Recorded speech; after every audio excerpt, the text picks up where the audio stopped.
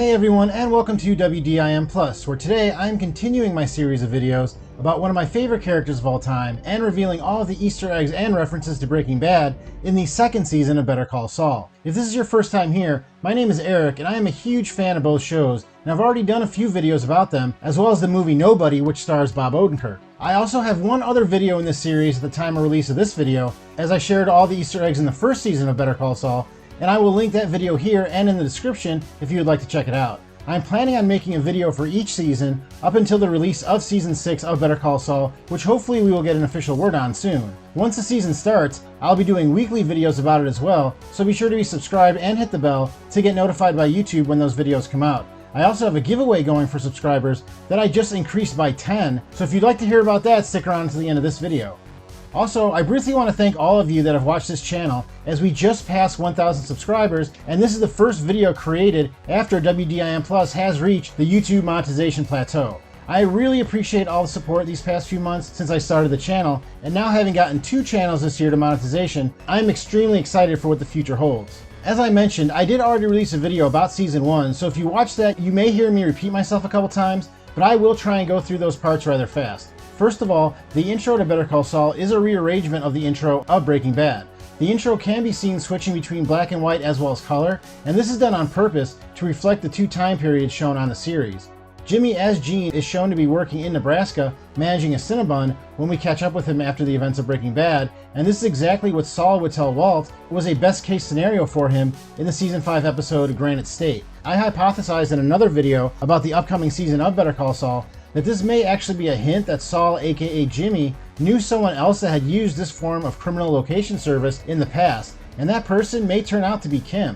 Also, the saloon that we see Jimmy live at from time to time is on Juan Thibault Boulevard, which is the same street that Gail Bedecker lived and died on. While it is not the same establishment, in the Breaking Bad 3rd season episode Kafkaesque, Saul tries to convince Jesse and Walt to launder their money through a Vietnamese nail salon. There is also one overarching Easter egg concerning the season that many fans have already pointed out, and that is if you take the first letter of each episode title and rearrange them, it spells out the phrase "Fring is back," which is not only a reference to the popular villain from Breaking Bad, Gustavo Fring, played by Giancarlo Esposito, but a warning that the character will be appearing soon, which he does in the next season and becomes a thorn in the side of both Mike Ehrmantraut and Nacho Varga. The first episode of the season starts after the events of Breaking Bad with Jimmy living as Gene, and he gets locked in with a dumpster after hours and can't leave in an effort not to alert the police to his presence. He carves the epitaph "SG was here" as a reference to his Saul Goodman character, but there's another tag on the wall named Scribe that is also seen in Jesse's house in the 4th season of Breaking Bad. When we flash back to Gene as Jimmy, we see he is still wearing the pinky ring that his friend Marco wore before he passed away in the prior season. We can also see that Jimmy has tied a red band around it to fit him, and red is a common color that pops up on both shows and is associated with criminality. After Saul turns down the job at Davidson, Maine, and seems to be leaving the law profession, he marches into the nail salon and proudly drinks from the cucumber water spout before tearing the Jimmy McGill name off his door. This act of defiance is very similar to how Walt acts after he quits his job at the car wash in the 1st season of Breaking Bad and tears up the air freshener display. During the con that Jimmy, aka Victor with a K, and Kim, aka Giselle, trapped Ken the obnoxious lawyer in, they trick him into ordering a whole bottle of extremely expensive tequila named Zafrio Anejo. This is the same tequila that is given to Don Ilario after being poisoned by Gus Fring in the Breaking Bad 4th season episode Salud. Ken the obnoxious lawyer, who was played by Kyle Bornheimer, also showed up on Breaking Bad and was equally obnoxious, but probably lost even more money as Walt destroyed the engine to his car in the Season 1 episode Cancer Man. Daniel Wormold, played by Mark Prochek, returns and seems to be the victim of a robbery and calls the police. One of the policemen, Officer Sexton, also appeared on Breaking Bad as he was one of the officers that responded to Skyler calling the police on Walt in the 3rd season episode IFT. The director of the 2nd episode of the season, named Cobbler, is Terry McDonough, who also directed the Breaking Bad episode Better Call Saul, which was the first appearance of the Saul Goodman character on that show. Also, in a sort of random correlation, the Hungarian translation for Cobbler is Varga, which is the last name of Nacho Varga, one of the main characters on the show. While Chuck is at the piano, we can see the name Rebecca on the music he is playing. This means it was his ex-wife's music, who we meet later on in the season and is played by Ann Cusack. During this episode is when Jimmy receives the world's 2nd best lawyer mug from Kim, which becomes an important prop throughout the seasons of Better Call Saul. Kim of course meant this as a joke, referring to her being the best lawyer, but this is actually a reference to the fact that Saul is seen on Breaking Bad with a mug that states world's best lawyer, and at this point he has not fully turned into Saul yet. We can see Kim wearing a University of Samoa shirt in this episode, and that is the college that Jimmy received his law degree from. I mentioned in my video on season 1 that while his degree was shown in Breaking Bad, it states that he went to this school in 1984 and that his name at the time was Saul Goodman, two facts that would seem to be contradicted by the events shown in this series. Mike tracks down Nacho at his father's legitimate upholstery shop in order to talk to him about his problems. This is similar to how Lydia confronted Walt at his mostly legitimate car wash in order to discuss her issues in the 6th season of Breaking Bad. The Spanish translation of the word amarillo is yellow, and yellow is an often used color in both Breaking Bad and Better Call Saul. It is usually associated with a character or scenes that have to do with the meth business, as well as being associated with false hope. The most obvious reference to this is in the 5th season Breaking Bad episode titled Buried, in which the license plate of the van that Walt uses to bury his money is D4DD31, which is the HTML code for the color yellow. Mike gives his granddaughter a toy pig that flops around after it is turned on. This is the same toy that Mike uses as a distraction after realizing a man is waiting to kill him in the 5th season Breaking Bad episode named Madrigal. Towards the end of the episode, Kim and Jimmy are watching an old movie named Ice Station Zebra. In Breaking Bad, Saul uses the name Ice Station Zebra Associates as a means to move around money he receives from clients and tells them to write out checks in that name.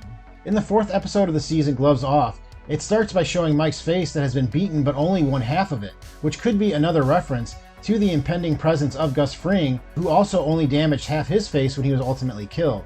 Also, Mike was able to grab Tuco Salamanca's boxing glove necklace off of him after getting punched repeatedly. Somehow, Tuco must get this chain back or purchase a new one, as we see him wearing the same chain during his appearances on Breaking Bad. In this episode, we also see the return of another character from Breaking Bad, and that is Crazy 8, who has not yet picked up this nickname when we meet him.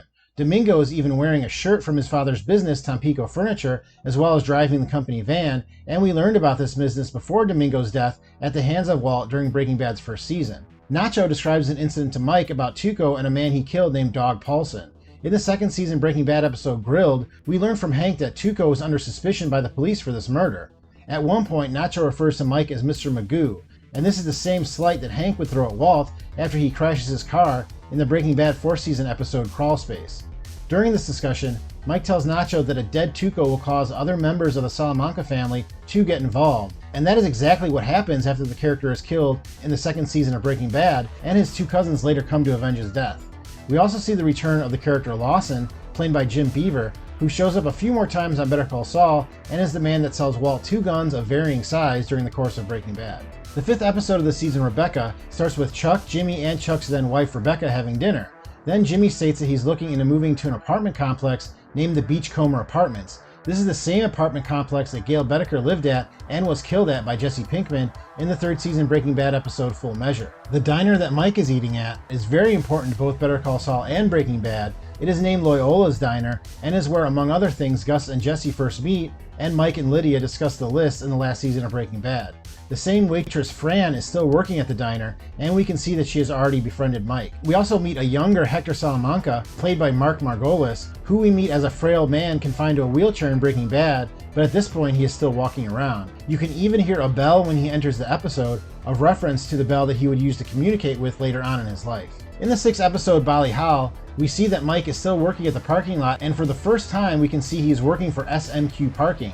SMQ is a reference to the actor that played the character Steve Gomez, Stephen Michael Quezada. The hotel that Mike takes Stacy and Kaylee to stay at is a real hotel in New Mexico that is named Hotel Blue. Blue, of course, being a very important color in the Breaking Bad series, as it was the color of Walt's signature product. There we once again see Tuco's cousins, Leonel and Marco Salamanca, who are wearing the same boots that we see them in during their appearances on Breaking Bad.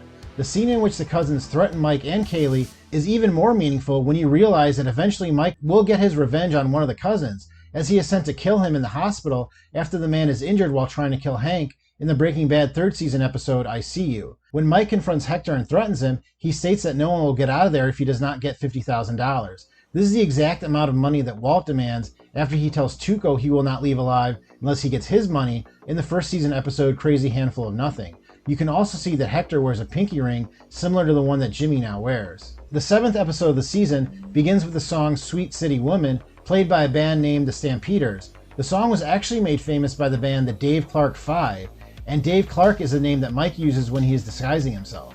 This episode marks the introduction of Saul's infamously bright suits after he is inspired by an inflatable advertisement. Since the 6th season of Better Call Saul may be intersecting with the events shown on Breaking Bad, my advice is to remember which suits Saul was wearing during his appearances on Breaking Bad, and if they appear on Better Call Saul, it may be a hint that we will see events from Breaking Bad transpire here.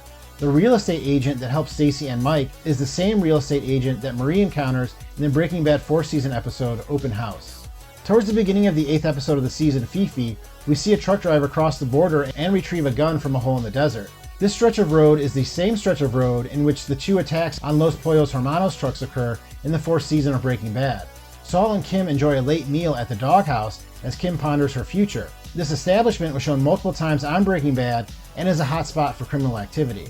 The bar Mike is shown throwing money away at in the 9th episode of the season, titled Nailed, is the same one where he beat up Walter White in the 4th season Breaking Bad episode 38 Snub. In the courtroom scene, there's a discrepancy between the address 1216 and 1261, with 1261 being the correct address. Ironically, 1216 is the address of the aforementioned Doghouse hot dog stand that Jimmy and Kim were talking about getting the Mesa Verde case at in the prior episode. The hospital that Chuck is taken to is the same hospital that Brock is seen at in the 4th season Breaking Bad episode titled End Times. The blue tiles on the floor are meant to mimic the tiles used in the Breaking Bad logo. The restaurant that Jimmy mentions in the flashback Novi's is an actual restaurant in Berwyn, Illinois that I eat at whenever I get a chance. In Jimmy's latest commercial, his clients repeatedly say the phrase, "Gimme Jimmy." This is foreshadowing his commercials in Breaking Bad, in which his clients repeatedly say the similar phrase, "Better Call Saul." After his commercial airs, a commercial for a product known as a garden weasel plays. The Garden Weasel was the first episode of the series The Larry Sanders Show, in which Bob Odenkirk played the character Stevie Grant. Well, that was all the callbacks and Easter eggs I found in the 2nd season of Better Call Saul, but let me know in the comments if I missed any. Also, if you are a subscriber, I want to let you know that I have a huge giveaway going on this summer. I promised that if we got the channel to 1,000 subscribers, I would give away 10 t-shirts from the Cobra Kai Netflix series, and since we did, I will be sending out 10 shirts at the end of August. All you have to do is like and comment on a video like this one and be a subscriber to win. And if you comment on multiple videos, you have a chance to win more than one shirt. Thank you for clicking on this video. Please hit that like button if you enjoyed it, and I will see you next time on What Did I Miss?